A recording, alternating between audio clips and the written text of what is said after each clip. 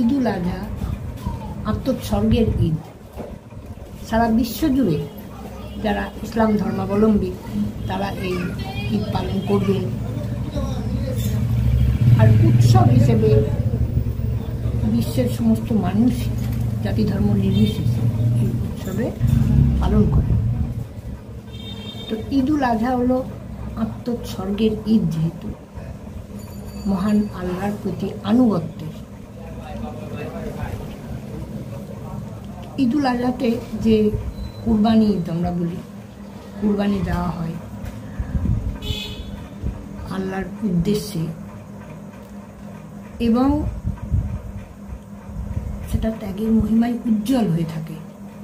সেই আত্মোৎসর্গের ঈদে আমরা আমাদের আত্মাকে, আমাদের মধ্যে যে খারাপ কিছু থাকে সবই আমরা আল্লাহর উদ্দেশ্যে উৎসর্গ করি, এবং মানব কল্যাণে আমাদের প্রত্যেকের মধ্যে যে ভালো থাকে সেগুলো মানব কল্যাণে নিয়োজিত করা, এটাই কিন্তু ঈদুল আজহার প্রকৃত বক্তব্য। প্রতীক হিসেবে আমাদেরকে পশু কোরবানি দিতে হয়,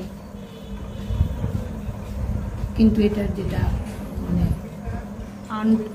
আক্ষরিক মানে সেটা হলো আমাদের ভেতরের সমস্ত মালিন্যকে আল্লাহর উদ্দেশ্যে উৎসর্গ করা, তবেই কিন্তু আমাদের এই পৃথিবী শান্তির আলয় হয়ে উঠবে। তো এই ঈদ উপলক্ষে আমার একটি লেখা আছে, যেটাতে আমার যেটা বক্তব্য মনের সেটা কিন্তু মানুষের কাছে আমি একটু বলতে চাই। আত্মোৎসর্গের ঈদ।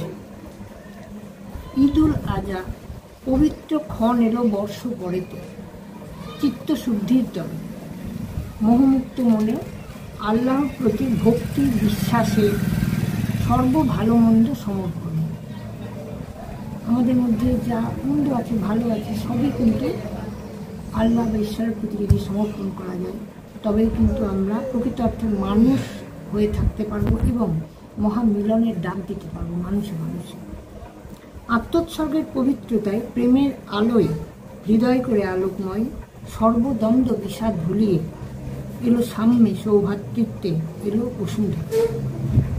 ঈদুল আজহা ভালোবাসা আর ত্যাগের মন্ত্রে শেখায় সবে, মানুষের মাঝে নেই কোনো ব্যবধান। শোনো সবে আকাশে বাতাসে 10 দিকে বাজে মহামিলনের গান। তো আমার মনে হয় এটা যে অবশ্যই ঈদুল আজহা আমরা যাকে কুরবানি ঈদ বলি, তো আমাদের হৃদয়ের যত মন্দ জিনিস আছে সমস্ত আল্লাহর কাছে উৎসর্গ করা, এবং যদি আমরা সেই ভালোটুকু নিয়ে বাঁচতে পারি, সমাজের কল্যাণে লাগতে পারি, মানুষের কল্যাণে, তবেই কিন্তু এই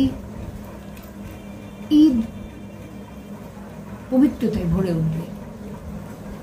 তাই আমরা যেন সকলের সঙ্গে মিলেমিশে থাকতে পারি ঈশ্বরের আল্লাহর কাছে, এটাই আমাদের বলার থাকে যে আমরা যেন ভালোবেসে সকল মানুষই তবেই একসঙ্গে চলতে পারি, তবেই হবে এই ঈদ উৎসব মহামিলনের। আপনার নাম বলছেন? স্বাগতা সান্যাল, দহরপাড়া আমার বাড়ি।